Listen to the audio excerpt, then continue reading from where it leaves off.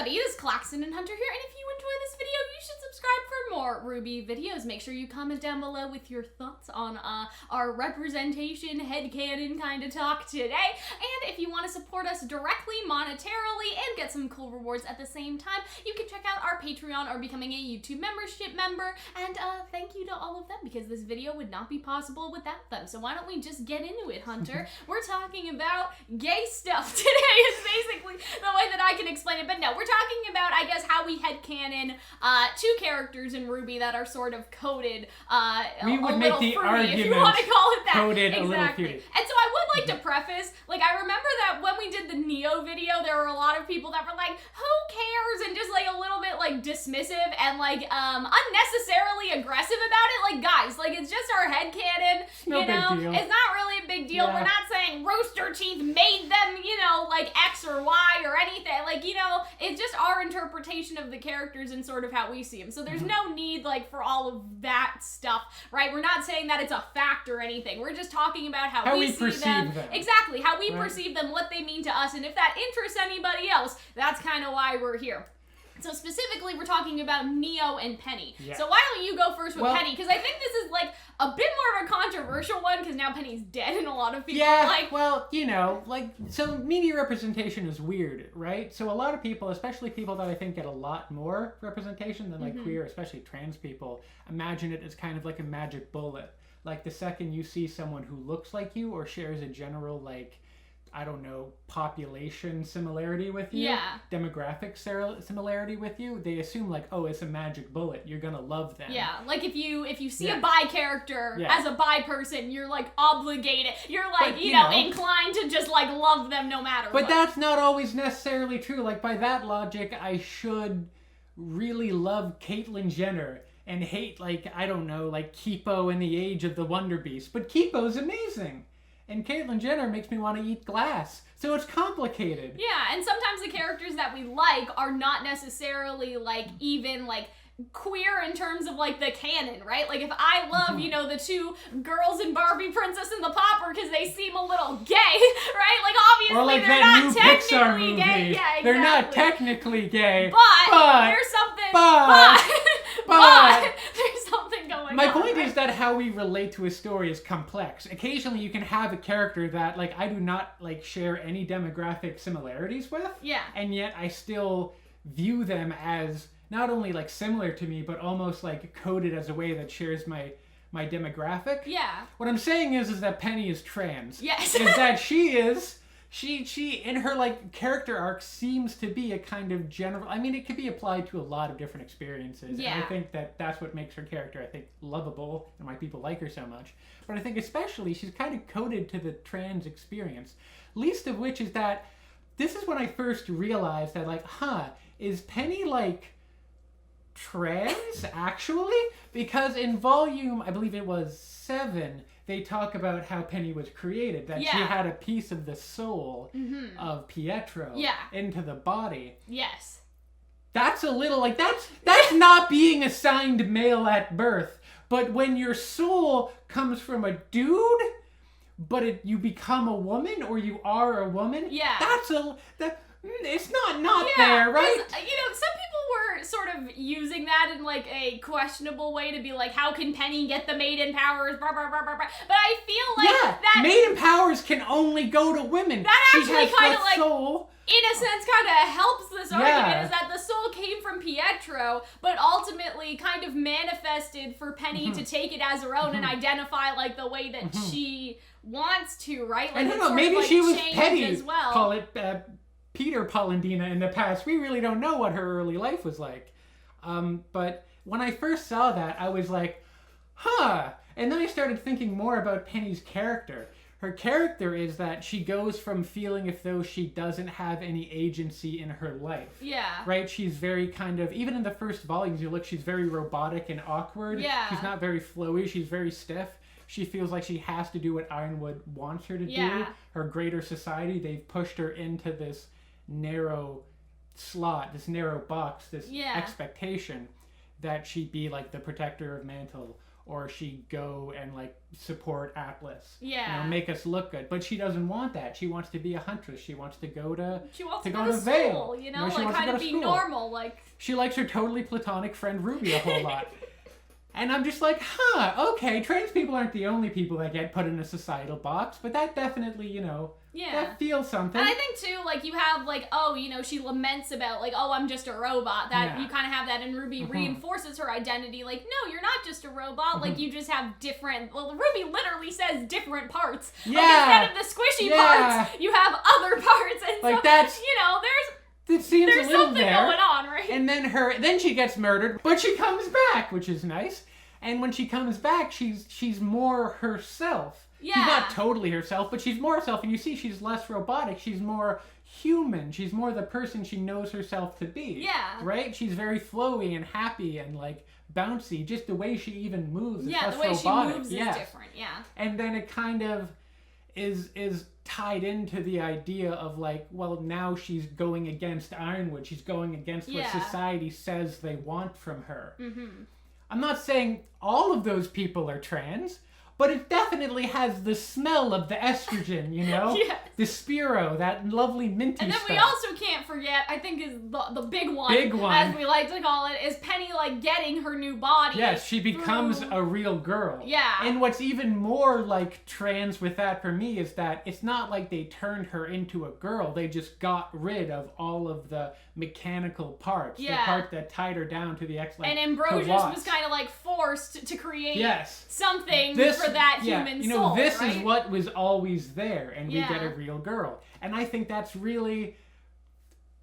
also very trans. Like, Penny's story is about a person who is boxed into society, becoming the type of person she's always known herself to be. Yeah. And that can be interpreted in a lot of things, you know? A lot of cis people deal with that as well.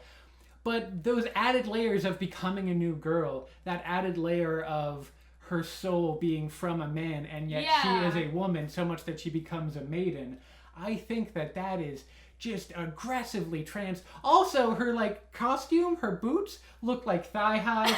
That's very trans as well. If you know, you know. I just really, in that moment, I'm like, oh, Penny is, like, one of my favorite trans characters who's not trans.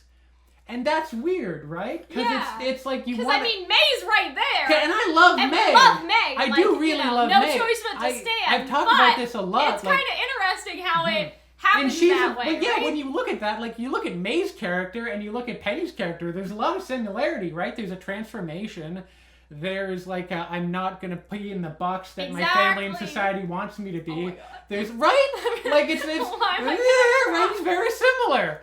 Even the trans character has a similar kind of arc, and I mean, she's not trans, but she belongs to us now. Yeah, and I think that's okay. I find that just really fascinating too, because I was rewatching because I'm doing a Little Mermaid princess perception problem, and like there's a lot of stuff that you can sort of like apply to the little, like you could just be different, but at the same time like there's something about he's a human, you're a mermaid going on, like obviously like Ariel is a woman, she's a cis woman, but I don't know, there's just something going on it's a little fruity. Too. And so, like, I think it's interesting how, we have all these fairy tales that are just, like, a little fruity, right? And, like, not necessarily Pinocchio directly, but, just, like, there's just something about Penny that's, like, special in that way. And I just think it's interesting how people can have those different interpretations. Because, yes, like, some people think that it's supposed to be, like, an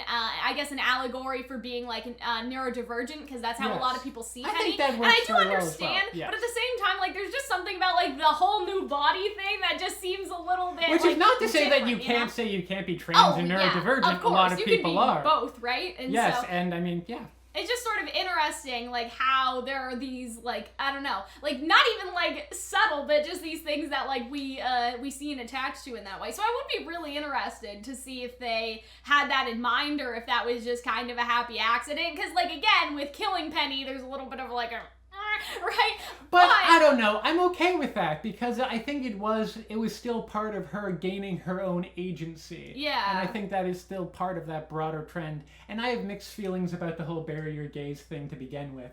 So I'm never like the most bothered by it, but that's just, I guess, me. And so now let's talk about Neo, because like Neo is just kind of an addition to this video, because like I think that our audience is just kind of different now than like 3 years ago when we made the Neo video, and so I was just like, I want to reintroduce the concept of Neo like back here, because again, the original video got on the wrong side of YouTube. Maybe this one will too, I don't know. Really? But I do want to try again. Oh, I don't want the wrong side of YouTube. With the Neo thing, okay? Here's the thing about Neo, okay? She may not necessarily be like trans in the sense that we don't know if she identifies as gender fluid specifically, but do you not look at Neo and feel gender envy, okay? She can be like anyone she wants, okay? She has multiple different appearances, like as like at least how I perceive it. Like she has multiple different appearances as a woman, right? She has her pigtail, like the black-haired one disguise that she used in volume 3. She has a bunch of other disguises. Some of them are a little bit more butch, like that the pilot one,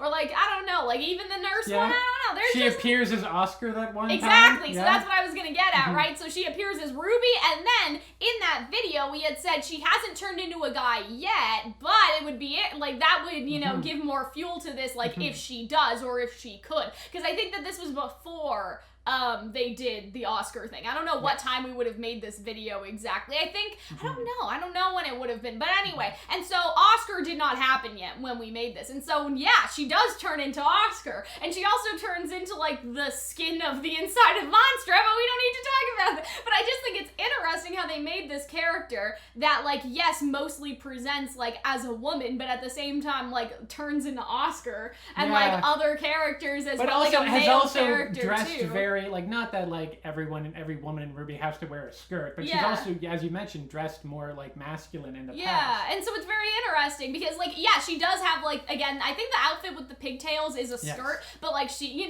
got the skirt, you got the pants, you got turning into Oscar. Like, there's just a bunch of stuff in there that I kind of like because, again, it's not necessarily like you can be a cis woman and wear pants. That's not what I'm saying, but there's just something that to me specifically where I'm just like imagine if you could just be, we talked about this in our Pride video, I don't know if this will come out before that, but like being a gender chameleon and being able to just present however you want to. That's what Neo can do, right? So it's probably not that surprising that a lot of people are like, like, you know what I mean? That they really, really like Neo because Neo just has this power that I think a lot of us wish we could have. Even like people that don't necessarily like identify any differently, but wish that they could like, change their appearance easily. I know that's like a complicated thing to say, I guess, but I don't know, like there's just so many like facets of Neo that you could relate to if you're in that umbrella, like if you're non-binary, if you're gender fluid, I think even if you're trans, right? Because,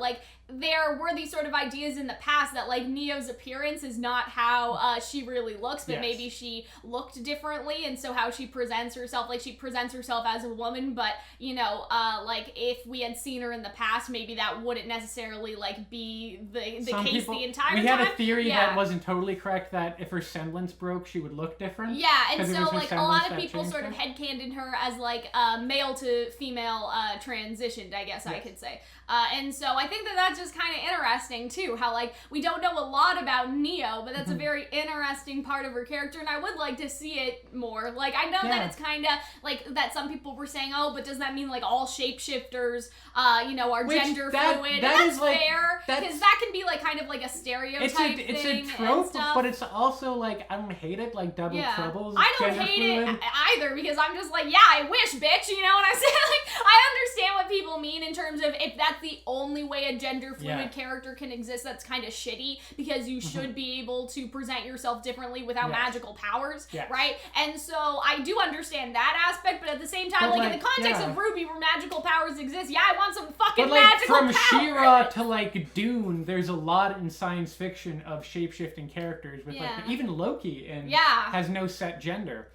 So, I mean, it is like a trend, and I can understand it's the same way that people don't like a lot of non-binary characters in fantasy aren't human. Yeah. And it gives the impression that non-binary is not a thing that happens in human And so society. I do think we need a balance. Like, I feel like that we need... I mean, it's kind of like Penny. We have a trans character in the show who is May, who is actually trans, no magic involved, no, like, you know, body creation or anything, right? And so, you know, we have Except that. For how and then she bewitched me. And so then we also have Penny, who is, like, has magical stuff going on. So I feel like that there's room for that sort of, like, balance, you know? And I think that it's kind of But I do think they could, like, stick to landing with Neo. They could just have her, like, I don't know, the reason why she doesn't talk is that she has, like, a deep voice. Well, yeah, you always said that. I don't know if they could do that well. I don't know. I'm a little bit like, I mean, you just get, like, I don't know, you get a trans, like, voice actor. Like. Yeah, I know. I just don't, like, I don't, I mean, they did really well with May, so I have, like... You have faith, more hope and better faith in them. But I think now that theory's kind of dead because Neo's aura did break. I guess that is true. So, like, we know that how I don't know, but also, presents, like, that's her, like, I don't want to say that's her default self, but, like, that is her, appearance, but I also, guess, like, the insatiable e-girl fashion and the fact that, like... I don't know. She was in with the mob, which has a weird queer history of people being really... That is... Google it. It's a thing. Yeah, I mean, Stonewall was run by the mob. Also, like, you know... It's just like, right? I don't know. Roman was a trans mask, and he had his girlfriend / you know, partner in crime, Neo, the trans feminine. I dig it. Or non-binary. I dig it, you know. And so, yeah, those are our headcanons, I guess, about Neo and Penny. It's kind of like, you know, it's Pride Month, like a little video for fun. Let us be happy. And so, I don't know. I hope that they, like, confirm that, like, this is a thing for Neo. I think that it would be cool. But it doesn't stop... It's not gonna stop me. I don't care what they say. It's not about confirming, and it's not about getting angry when things don't happen the way you want it. Because chances are that isn't the case with either of them, but it's about, like... finding those kind of alternative interpretations and how, like, queer people do enjoy some people do characters. think, like, oh, if they coded Neo as that would be queer baiting. I don't really see it that way because I think there's a line in between coding and then baiting. Like, there's been nothing in the text that kind of reinforces the idea, like, for Neo, you know what I mean? But, like, coding is more of, like, the personal thing. Like, as an audience member, like, we can kind of, like, see it, like, if it were to be, if that makes sense. But in terms of the canon, like, they haven't, like, they haven't explicitly stated. Yeah, they haven't explicitly stated, or even, I guess, hinted at it, like, in any capacity, in my opinion. We're just gay and we watch too much RWBY with too close an eye. And so I feel like that, even if they didn't do it, that wouldn't mean, like, oh, yeah, like, they baited Neo. It's more like, no, like, I saw something in Neo that was kind of, like, metaphorical and interesting to me, but I knew going into it that maybe it wasn't necessarily the case. But, like, if they did it, that would be, like, a very, like, a long-standing character in the show who is also, like, you know, a part of the LGBT community. So I would encourage them, if they ever see this, be like, yeah, confirm it. Make it explicit. I'd be very down for it, yes. But yeah, even if it never is, I'm still, like, you know, I'm always gonna be envious of Neo and her magical powers, and that is how it will be. So yeah, that is basically it from us, guys. I hope that you enjoyed this video. Remember to comment down below with your thoughts, subscribe, all that sort of stuff. Remember, Be gay, do crime. Oh, okay, yeah, sure. I was trying to say thank you to all our patrons and YouTube membership members again for making videos like this possible. We will see you all in the next one. Bye!